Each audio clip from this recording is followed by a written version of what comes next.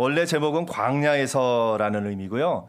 그 다음에 이 백성들의 숫자를 세는 책이다 해서 민수기라고 부릅니다. 이 숫자를 세는 게 왜 중요한지를 한번 살펴보면, 여러분, 우리가 그냥 숫자를 세는 거면 숫자를 세는 건데, 이스라엘 백성이 지금 가나안 땅으로 가고 있지 않습니까? 네, 가나안 땅에서 내려올 때의 이스라엘 백성은 몇 명이었죠? 예, 야곱의 자녀들 70여 명이었어요. 그런데 그 70여 명, 자, 70여 명 가운데 르우벤 몇 명이었죠? 르우벤과 아내와 뭐 자녀들에서 몇 명, 각 그 이름별로 몇 명씩이었는데, 지금 그들이 다시 가나안 땅으로 갈 때 르우벤 지파 몇만 명, 누구 지파 몇만 명. 그러니까 이 숫자를 세는 것의 가장 중요한 의미는 뭐냐면, 우와, 하나님이 이렇게 약속을 이루셨구나.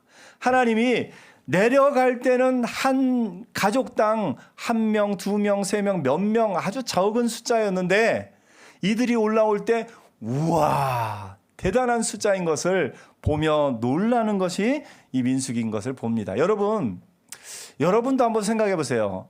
여러분이 어렸을 때의 나의 모습과 지금의 나의 모습을 비교해 보세요.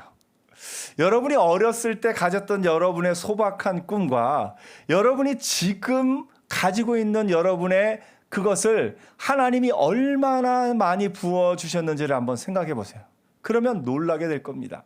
다른 사람이 듣기에는 르우벤 지파 몇만 명, 그냥 숫자 세는구나 생각할 텐데, 르우벤 지파 사람들이 하나님의 약속이 우리 지파에 얼마나 이루어졌는가 생각하면, 우와, 우리 지파가 몇만 명이래, 이렇게 놀라는 겁니다. 그 민수기가 그런 의미가 있어요. 여러분 삶의 민수기는 뭡니까? 내 삶에 하나님이 나에게 이렇게 이루셨구나. 내가 예수 믿기 전에 내가 과거에는 이렇게 이런 것들이 있었는데, 지금 돌이켜 보니까 하나님이 나의 삶을 이렇게 인도하셔서 이렇게 많은 것을 주셨구나 하고 놀라운 부분이 있을 겁니다. 그 내용을 모르는 다른 사람이 보기에는 그거 뭐 대단한 거냐 하겠지만, 그 내용을 아는 사람의 고백은 우와 하는 겁니다. 그래서 오늘 이 민수기는 하나님이 우리에게 얼마나 많은 것을 주셨는지를, 그것을 기뻐하며 그것을 감사하는 책인 것을 보게 됩니다. 숫자를 세는 게 1장에도 나오고 마지막 장에도 나옵니다. 근데 1장과 마지막은 큰 차이가 있어요. 어떤 차이가 있냐면, 1장은 이제 시내산에서 출발하면서 세지 않습니까? 그다음에 마지막 부분은 이 이스라엘 백성이 시내산에 출발해서 광야를 40년이나 돌다가 마지막에 가나안 땅으로 들어가기 직전의 수를 세는 겁니다. 그런데 그 차이가 뭐냐면, 1세대 애굽에서 출발해 나온 1세대 사람들은 가나안 땅에 들어갔습니까? 못 들어갔습니까? 여호수아와 갈렙 두 사람을 제외하고는 아무도 못 들어갔습니다. 그러니까 이 처음에 계수했던 모든 사람들 가운데 그곳에 갈 수 있던 사람은 여호수아와 갈렙 딱 2명뿐이었어요. 그런데 마지막에 가나안에 들어갈 때 그 숫자는 어떻게 보면 광야에서 태어난 사람들의 숫자입니다. 이스라엘 백성이 이 민수기 1장에서 센 숫자는 애굽에서 출발해서 나온 숫자고, 이 마지막 장에 나온 숫자는 이제 가나안 땅에 들어가기 직전에 한 숫자입니다. 잠시만요.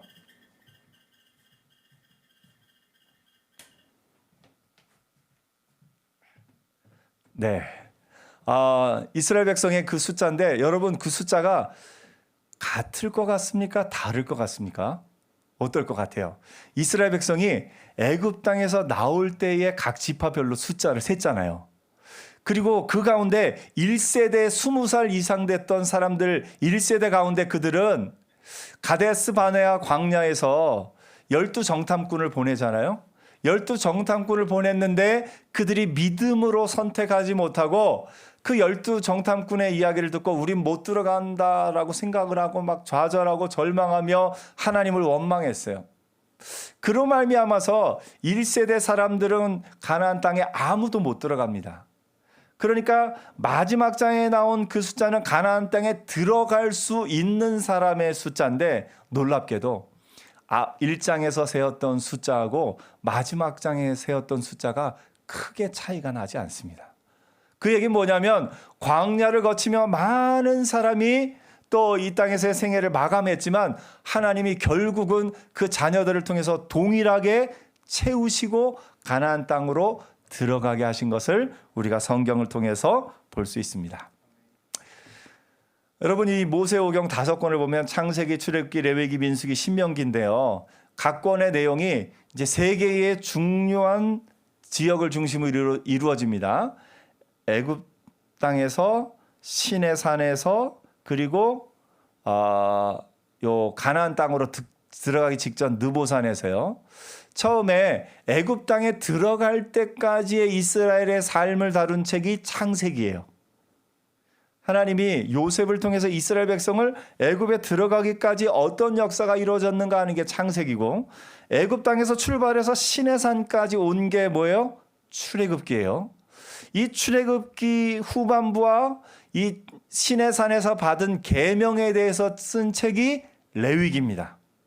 그리고 이 시내산에서 출발해서 가나안 땅 앞까지 간 요 40년의 내용이 민수기, 그리고 가나안 땅 바로 앞에서 모세의 설교 내용을 한 것이 신명기인 것을 보게 됩니다.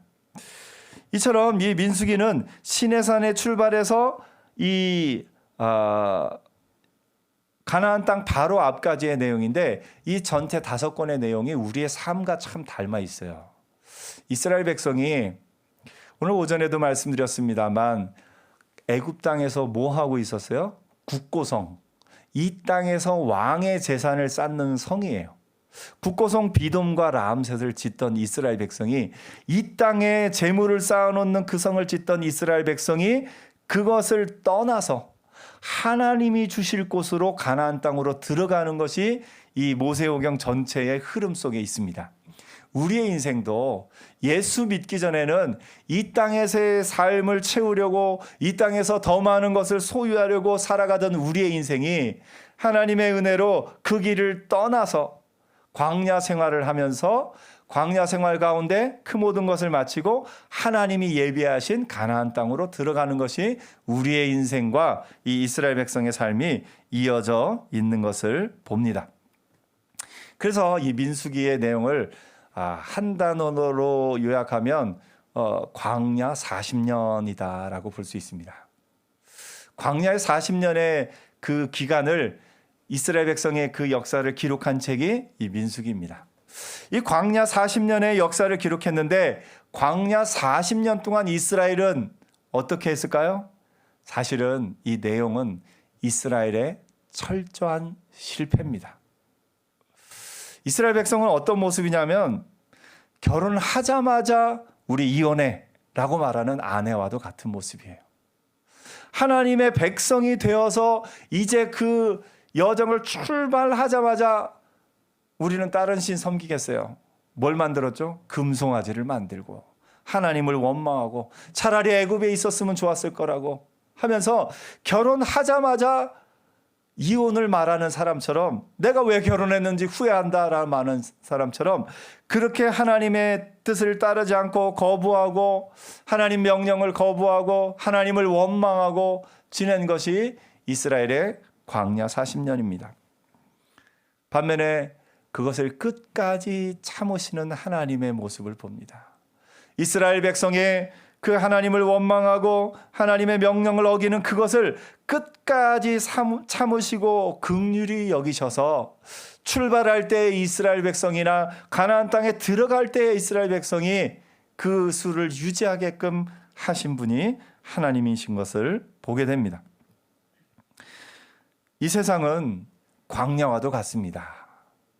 그래서 우리가 예수를 믿고 이 하나님 나라에 가기까지 삶이 이스라엘 백성의 광야 40년과 우리의 인생이 참 닮아 있습니다. 이스라엘의 이 모습처럼 우리도 철저하게 실패할 수 있습니다.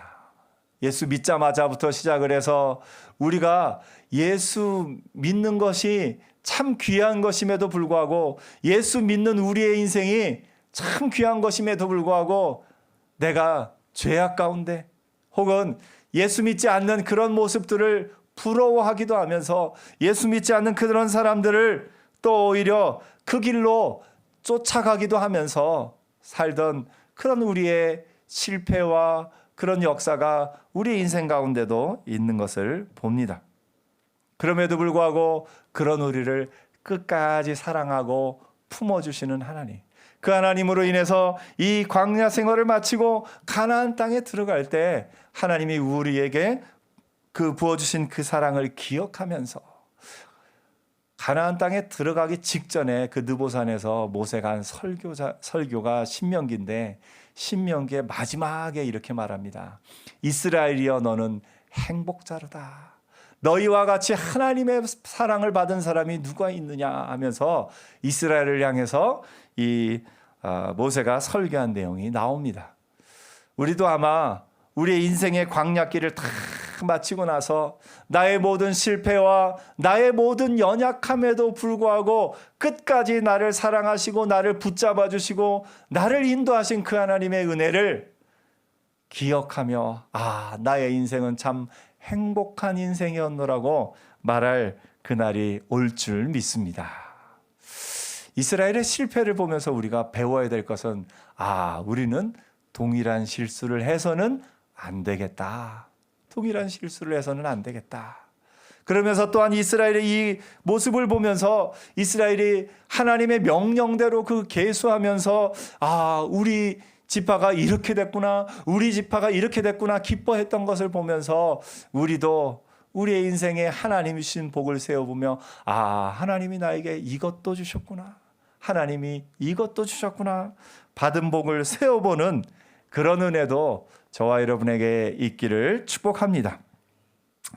이스라엘은 이 광야 생활 가운데 이스라엘 백성의 가장 큰 실패는 요 중간에 나오는 가데스 바네아에서의 이야기입니다. 12정탐꾼을 보내죠. 각 지파별로 한 명씩 해서 12정탐꾼을 보낼 때, 그 보낼 때에 원래는 그 땅에 하나님이 주신 복이 그 땅이 얼마나 좋은 곳인지를 아는 것이 정탐꾼을 보내는 목적이었는데, 그 정탐꾼들이 참 와서 인간적인 생각으로 우리는 거기에 결코 갈 수 없다, 그러면서 그것의 포도송이가 그 거인들이 막 그런 얘기를 합니다.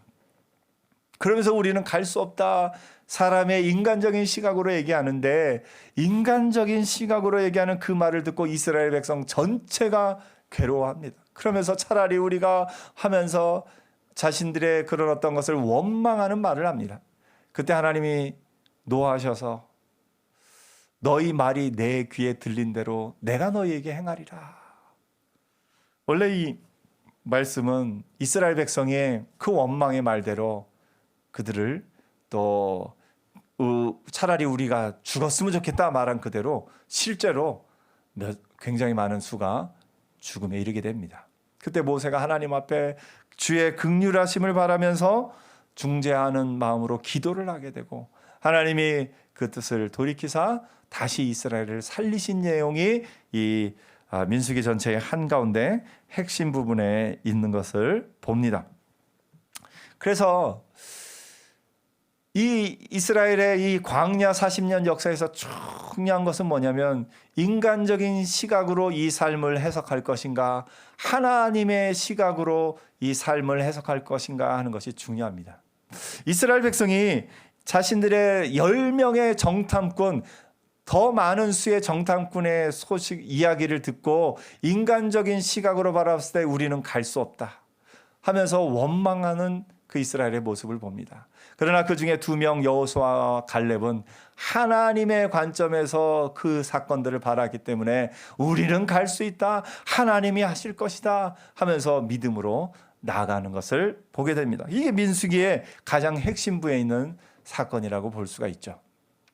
오늘 여러분은 여러분의 인생을 인간적인 관점으로 보고 있습니까? 하나님의 관점으로 보고 있습니까?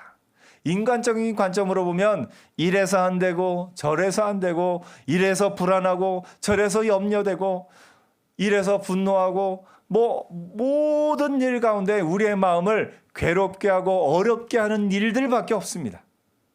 10명의 정탐꾼, 대다수의 사람들이 생각하는 그 생각의 관점으로 우리가 생각할 수밖에 없습니다. 하지만 믿음의 관점은 하나님이 우리와 함께 하시면 할 수 있어. 하나님이 우리와 함께 하시면 이런 어려움 저런 환난이 있더라도 우리는 할 수 있어 하며 나가는 것이 여호수아와 갈렙인 것을 봅니다. 오늘 여러분 세상의 관점으로 더 많은 수가 생각하는 그 관점으로 보시겠습니까? 아니면 단 2명이라 할지라도 그 믿음의 관점으로 여러분의 삶을 보시겠습니까? 하나님의 관점으로 볼 수 있는 은혜가 있기를 축복합니다. 옆에 한번 얘기하세요. 하나님이 함께 하시면 할 수 있습니다. 아멘. 그래서 이 광야 40년은 이스라엘의 실패의 기록이면서 여전한 하나님의 긍휼하심에 대한 기록이고, 실패할 수밖에 없던 이스라엘이었지만 하나님의 그 크신 사랑으로 말미암아 성공할 수밖에 없는 이스라엘의 모습을 담고 있습니다. 우리의 인생도 그렇습니다.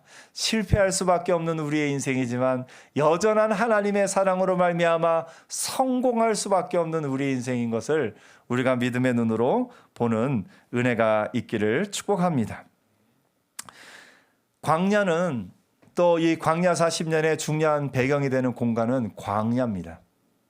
여러분 광야를 이 세상의 모든 공간은 머무름의 공간이 있고 움직임의 공간이 있습니다. 머무르는 공간이 있고 이동하는 공간이 있어요. 집은 어떤 공간이에요? 머무르는 공간이에요. 길은 이동하는 공간이죠. 그래서 머무르는 공간과 머무르는 공간 사이를 우리는 이동하면서 살고 있습니다. 그 가운데 광야는 참 묘한 공간이에요. 광야에서 살던 이스라엘은 머무름의 공간이지만 이동의 공간에 살고 있어요. 무슨 얘기인지 이해가 되시나요? 광야의 이스라엘 백성은 지금 임시로 그 광야에서 머물고 있어요. 하지만 정말 중요한 이스라엘 백성의 목표는 뭐냐면 머무를 공간으로 이동하는 중간에 있다라는 겁니다. 우리 인생이 그래요. 이 땅에서의 우리의 삶은 이 땅에 머무를 공간이 아니라는 거예요. 이 땅은 이동의 공간입니다. 어디로요? 하나님이 예비하신 하나님의 나라로. 이스라엘 백성은 지금 광야 생활을 통해서 머무름이 아닌 임시 머무름의 공간에서 영원한 머무름의 공간으로 갈 준비가 되어가고 있는 과정이에요. 지금 이스라엘 백성은 애굽에서 막 떠나왔을 때의 이스라엘 백성은 준비가 좀 덜 됐어요. 그러니까 이스라엘 백성이 애굽에서 막 떠날 때 정말 자원하는 마음으로 왔겠습니까? 아니면 하나님의 놀라우심을 보고 아이고 가야 되겠구나 하고서 왔겠습니까? 가야 되겠구나 하고서 온 거예요. 처음에 이스라엘 백성은 모세와 아론이 와서 아무리 얘기해도 우리는 안 가. 그랬던 게 이스라엘 백성이에요. 그런데 하나님이 10가지 재앙을 보여주시니까 이 10가지 재앙으로 말미암아 애굽 사람들도 두려워하죠. 애굽 사람들이 두려워하면서 야 빨리 이스라엘 백성 내보내라.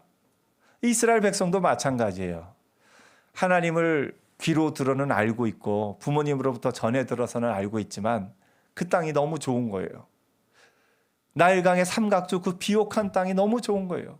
그 고센 땅에 여러분 나중에 성지 순례하러 이스라엘 그쪽에 가보면 애굽 이집트 그쪽에 가보면 알겠지만 나무들이 무성해요. 근데 거기서 몇십 분만 걸어 나오면 완전 사막이에요. 완전 사막이에요. 이스라엘 백성 그 누구도 그 땅을 떠나기 좋아하지 않았습니다. 그런데 하나님이 애굽에 내린 10가지 재앙을 보면서 하나님이 정말 하나님이시구나. 애굽의 저 신들이 아무도 꼼짝 못하는 하나님이시구나. 그것을 보고서 이스라엘 백성이 떠나오게 됩니다. 그런데 이스라엘 백성 마음에는 아직도 항상 이 퀘스천 마크가 있는 거예요. 그런데 그 이스라엘 백성의 그 퀘스천 마크가 점점 느낌표로 변해가는 시간이 이 광야의 시간입니다. 아, 하나님이 어떤 하나님이시구나. 하나님이 우리를 어떻게 끝까지 참으시는구나. 그것을 깨달아가며 의지하며 나가는 것, 배워가는 것, 그 공간이 광야입니다. 근데 이 공간은 아까도 말씀드렸습니다만 광야에서 잠을 자는 건 머무름의 공간이다라고 말할 수 있지만 궁극적으로는 이동의 공간입니다. 광야는 영원히 머물 곳이 아니에요. 이스라엘 백성, 이 민수기의 40년을 지나는 이스라엘 백성은 이 광야가 머무름의 공간이 아니라 40년이라는 긴 기간 동안 있었지만 움직임의 공간이에요. 이동의 공간이에요. 영원한 머무름의 공간인 가나안 땅으로 나아가는 그 길 가운데 있는 것을 봅니다. 우리 인생이 그렇습니다. 이 땅에서의 우리의 인생은 이 땅에서의 삶이 머무름의 삶인 것처럼 느껴지기도 합니다. 내가 직업을 갖고 가정을 갖고 집을 마련하고 그곳에 지내고 하기 때문에 머무름의 공간인 것처럼 우리가 느껴집니다. 그런데 이 땅은 임시 머무름의 공간입니다. 영원한 하나님의 나라, 하나님의 백성으로 준비되어 가는 과정이 이 땅에서의 우리의 삶인 것을 보게 됩니다. 바울은 이것을 이미와 아직이라는 단어로 표현을 했죠. 우리가 이미 구원을 얻었지만 아직 이루지 못하였다. Already but not yet.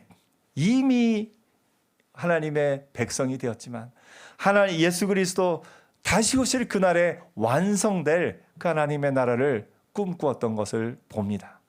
오늘 우리의 인생은 머무름의 공간이지만 임시 머무름의 공간에서 살고 있고 영원한 머무름의 공간인 하늘나라로 가고 있음을 기억하며 사는 저와 여러분 되기를 축복합니다. 광야는 영원히 머무를 공간이 아닙니다. 광야는 영원한 머무름의 공간으로 나아가기 위한 임시 머무름의 공간인 것을 기억하며 우리의 인생 가운데서도 이 땅에서의 삶이 영원한 머무름이 아니라 임시로 머물면서 영원한 머무름의 공간인 저 하나님의 나라를 향해서 나가는 것임을 기억하면서 우리가 이 땅에서 무엇이 중요하고 무엇이 중요하지 않은지를 분별하며 사는 은혜가 있기를 바랍니다. 그래서 내가 이 행동을 할 때 이것이 영원한 하늘나라에서도 남을 일인가 한번 생각해 보시기 바랍니다. 여러분이 지난 일주일 동안 했던 시간 가운데 삶의 시간 가운데 하늘나라에서도 남을 만한 일은 뭐가 있을까요? 네, 하늘나라에서도 남을 만한 일은 사랑하는 거, 기뻐하는 거, 감사하는 거, 섬기는 거, 용서하는 거, 또 우리가 믿음으로 행하는 그런 일들이 하늘나라에서도 남을 만한 일들일 거예요. 근데 그렇지 않은 일들은 이 땅에서 사라져가는 일들인 것을 보게 됩니다. 우리가 무슨 일을 하든 간에 내가 지금 하늘나라에서도 남을 만한 일을 하면서 살아가고 있는가. 그래서 여러분의 인생의 기록이 마지막 날에 여러분의 인생을 보면서 이 이스라엘 백성이 민수기의 마지막 후반에 숫자를 세웠던 것처럼 내 인생의 마지막에 내 인생의 수를 세어보면서 하나님이 나를 통해 이런 일도 이루셨구나. 하나님이 나를 통해 이것도 이루시고 이것도 이루시고 이것도 이루시고 그걸 보면서 우와 하면서 놀라는 여러분의 복된 인생이 되기를 축복합니다. 여러분은 여러분의 민수기를 쓰고 있습니다. 지금은 1장이에요. 하나님이 나에게 이런 것들을 주셨구나 하고 이스라엘이 이 애굽을 떠난 것만 해도 참 기쁘고 감사한데 마지막 장에 하나님이 하나님 나라 앞둔 나에게 이렇게 많은 것을 또 채워주셨구나. 그것을 기뻐하는 우리의 날이 올 줄 믿습니다. 그래서 이 땅에 임시 머무름의 공간에 눌러 앉는 것이 아니라 영원한 머무름을 바라보며 하나님의 백성으로 준비되어 가며 하나님을 의지하며 믿음으로 나아가서 인생의 마지막에 민수기의 마지막을 쓸 수 있는 저와 여러분이 되기를 축복합니다. 기도하겠습니다.